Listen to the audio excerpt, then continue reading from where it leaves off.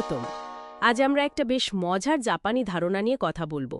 বলা হয় এটা নাকি দীর্ঘ আর সুখী জীবনের রহস্য জানতে সাহায্য করতে পারে।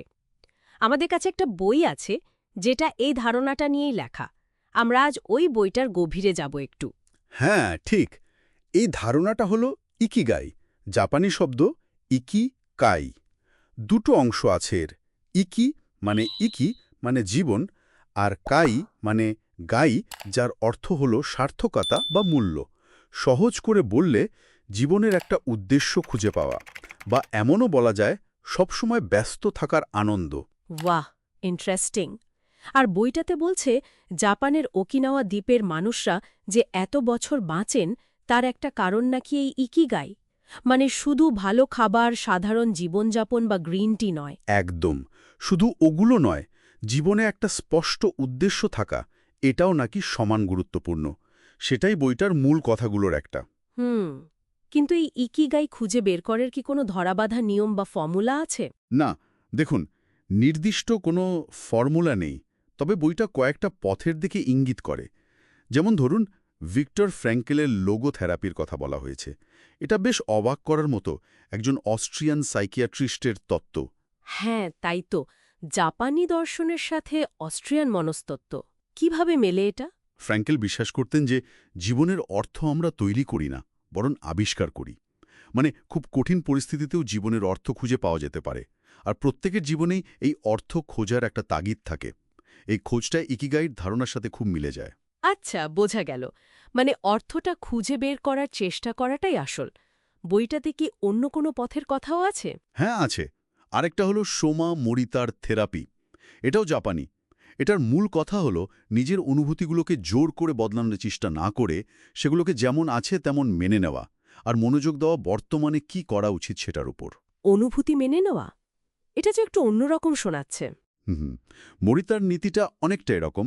আপনার অনুভূতি যাই হোক সেটাকে গ্রহণ করুন, তারপর আপনার যা করণীয় সেটা করুন। এই কাজ করতে করতেই হয়তো জীবনের উদ্দেশ্য খুঁজে পাওয়া যাবে, অনুভূতির দাস না হয়ে আর কি। তার মানে অনুভূতিকে গুরুত্ব না দিয়ে কাজের প্রতি ফোকাস করা।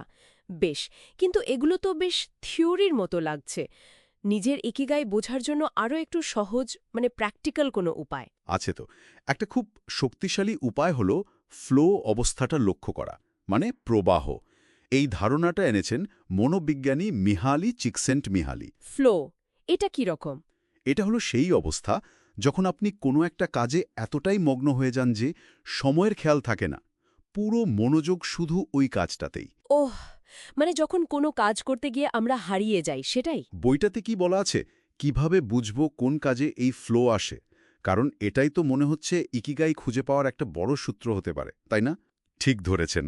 এখানেই নিজেকে জানার ব্যাপারটা আসে, মানে আত্মদর্শন।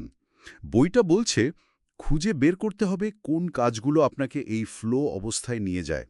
নিজেকে প্রশ্ন করুন, কাজগুলো কি একা করতে ভালো লাগে নাকি অন্যদের সাথে? শারীরিক কাজ নাকি মানসিক?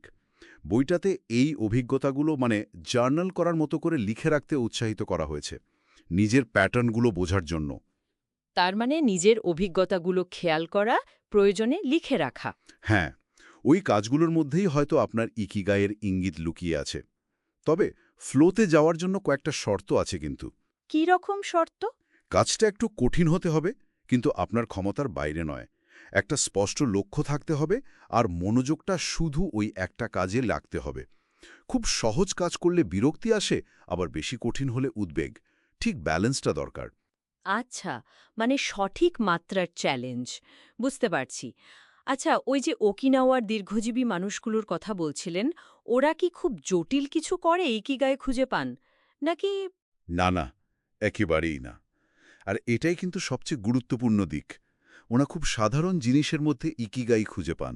ধরুন, বাগানে কাজ করা, বন্ধুদের সাথে গল্প করা, বা পাড়ার কোনো অনুষ্ঠানে যোগ দেওয়া।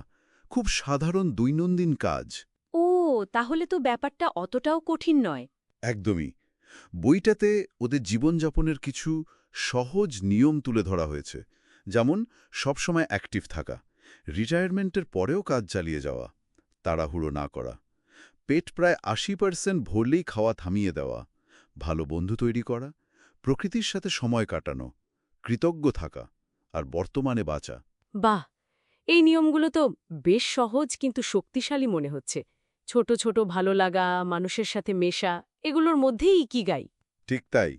বইটা বারবার এটাই বলছে যে ইকিগাই খুঁজে বের করার জন্য খুব বেশি চাপ নেওয়ার দরকার নেই। এটা এমন নয় যে আজকেই খুঁজে পেতে হবে। এটা সময়ের সাথে সাথে বদলাতেও পারে, বিকশিত হতে পারে। আসল কথা হলো এমন কিছু খুঁজে বের করা যা আপনাকে ব্যস্ত রাখে, যা করতে আপনার ভালো লাগে আর যা আপনাকে অন্যদের সাথে যুক্ত রাখে, সেটা যত ছোট কাজই হোক না কেন। যে জীবনে এমন কি আছে যা কোনো পুরস্কারের আশা ছাড়াই প্রতিদিন সকালে বিছানা ছেড়ে উঠতে মন চায়। ভেতরের কোনো ইচ্ছা বা কাজটা দিনগুলোকে একটু অন্যরকম মানে দেয়। এটাই বোধহয় সবার খুঁজে দেখার বিষয়, তাই না?